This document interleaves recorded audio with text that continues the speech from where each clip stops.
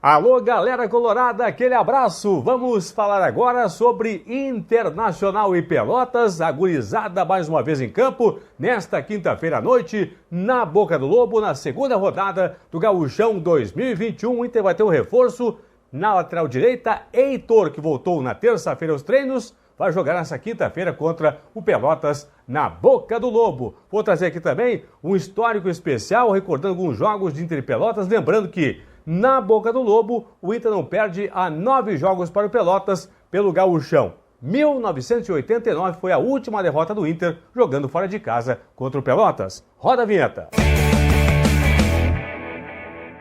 Não esqueça de dar um like, dar um joinha pro Paulinho, ativar as notificações, tocar o sininho para receber as novidades do meu canal e, claro, te inscreve aqui no Plantão do Paulinho. Há 32 anos o Inter não perde para o Pelotas lá na Boca do Lobo, 16 de março de 89, com gol do Serginho pelo Gauchão daquele ano. Pelotas derrotava o Inter na Boca do Lobo por 1-0, foi a última derrota colorada na Boca do Lobo em Gauchões. Em 2014, o Pelotas até venceu o Inter por 3-2, mas daí era Recopa Gaúcha. Em Gauchões, portanto, há 9 jogos, ou então há 32 anos que o Pelotas não derrota o Inter. Aliás, um abraço aí para o ex-árbitro Renato Marcília, foi quem apitou esse jogo em 16 de março de 1989, na Boca do Lobo, quando o Pelotas, com gol do Serginho, bateu o Inter pela última vez por 1-0 na história do Gauchão, jogando em casa. Mas daqui a pouco eu trago aqui o histórico recente de Inter e Pelotas lá na Boca do Lobo. Antes disso, falando que o técnico Fábio Matias, do Sub-20 do Inter, que está comandando a equipe nesta reta inicial do Gauchão, já foi assim na última segunda-feira, quando o Inter no Beira-Rio bateu por 1-0 gol do Guilherme Pato, o Juventude. Vai ser assim nesta quinta-feira à noite contra o Pelotas na Boca do Lobo e com certeza na segunda-feira da semana que vem, dia 8, no Beira-Rio, quando o Inter vai receber o São Luís de Juí. O time vai ser praticamente o mesmo que começou a partida contra o Juventude na última segunda-feira.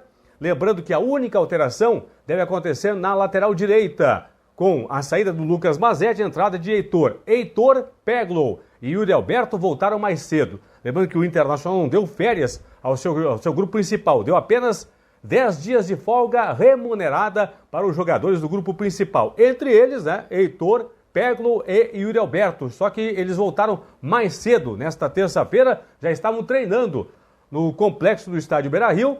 Muito se esperava, se tinha a previsão e a projeção que os três pudessem jogar nesta quinta-feira contra a equipe do Pelotas. Apenas dos três, apenas Heitor viajou para Pelotas. O Inter já está lá na zona sul do estado, portanto, para jogar contra o Pelotas nesta quinta-feira à noite. Deve ser a única alteração no time que enfrentou o Juventude, que começou a partida contra o Juventude na última segunda-feira. Sai Lucas Mazetti, entra Heitor na lateral direita, a única alteração que deve promover o técnico Fábio Matias. Lembrando que Daniel segue no gol e Lucas Ramos, destaque do Internacional também na partida contra o Juventude. Daniel no gol, Lucas Ramos na linha.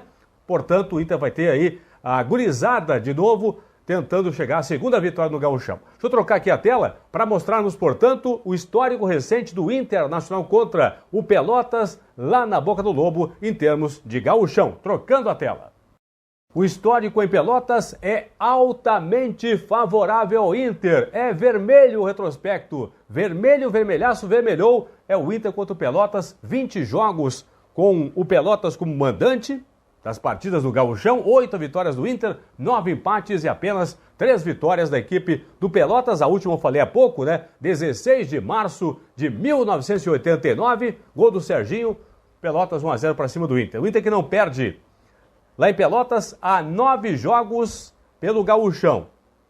Mais uma vez, 2014 tem um jogo em Pelotas, na Boca do Lobo. Pelotas venceu por 3-2 de virada. O Internacional foi campeão da Recopa Gaúcha, mas era Recopa Gaúcha. Não era jogo pelo Gauchão. Pelo Gauchão, portanto, há 9 jogos o Inter não perde lá na Boca do Lobo.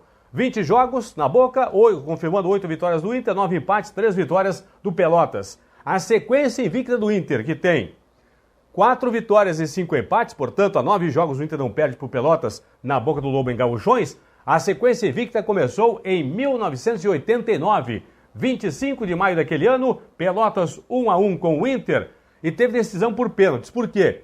Em alguns anos no Gauchão, foi assim no Brasileiro também no Gauchão, as partidas que terminavam empatadas eram decididas através das penalidades máximas. Lembrando que 3 pontos por partida, a FIFA só instituiu a partir de 1994, após a Copa do Mundo de 94 nos Estados Unidos. Até 94, as vitórias valiam apenas 2 pontos. Em 89, foi um dos anos em que o Gauchão, Federação Gaúcha de Futebol, adotou 3 pontos por vitória no tempo normal, e aí decisão por pênaltis em caso do jogo empatado. Aí o vencedor dos pênaltis ganharia 1 ponto extra, então somaria 2 pontos, e o perdedor das penalidades somaria apenas 1 ponto, que é o ponto do empate no tempo normal. Nos pênaltis, o Inter venceu por 5-3. No tempo normal, marcaram Diego Aguirre, olha só, jogador do Inter, Diego Aguirre, marcou aos 7 do segundo tempo, fez 1-0 para o Internacional, e aos 27 da segunda etapa, o Lambaí, que começou a jogar futebol, revelado pelo Ipiranga de Erechim, passou pelo Juventude,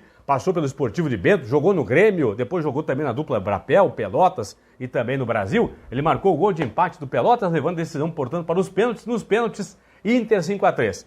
O Inter que tinha um bom time.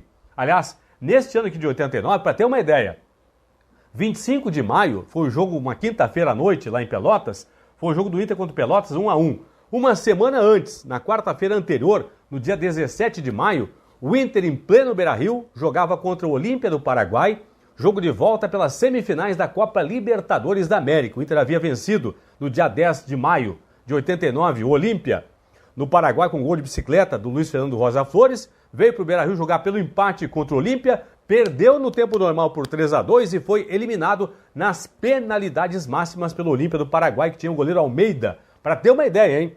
O Inter jogava pelo empate, pessoal. Só para recordar rapidamente, já vou voltar para o Inter Pelotas aqui. Lá em 89, Libertadores, semifinal contra o Olímpia. O Inter jogava, como havia vencido o Olímpia no Paraguai, no Estádio Defensor del Chaco por 1-0, jogava no Beira-Rio pelo empate para chegar à final contra o Nacional de Medellín da Colômbia, que foi a finalíssima da competição. Bom, o jogo estava empatado em 2-2, pênalti para o Inter.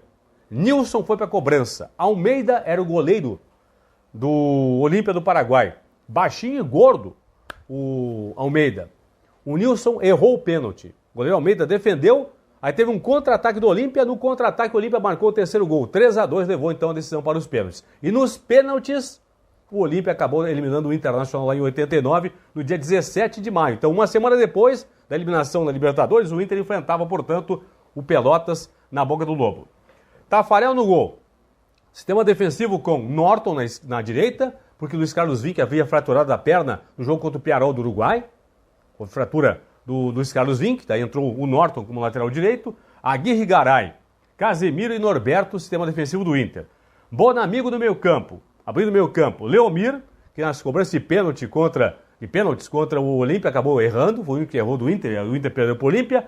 Bonamigo, Leomir, Luiz Fernando Rosa Flores, depois entrou o Marquinhos, jogadoraço Marquinhos, né? Foi revelado pelo Atlético Mineiro, e também Ado. Esse Ado é um ponteiro esquerdo, jogava recuado, fechando pelo meio, jogou pelo Bangu, foi campeão brasileiro pelo Bangu, aliás, vice-campeão brasileiro pelo Bangu em 85, Curitiba, Duane Andrade foi o campeão, na finalíssima contra o Bangu. O Ado jogava pelo Bangu, vice-campeão do Brasil em 85. Aí o Inter contratou o Ado, que depois saiu no segundo tempo, substituído pelo Juarez.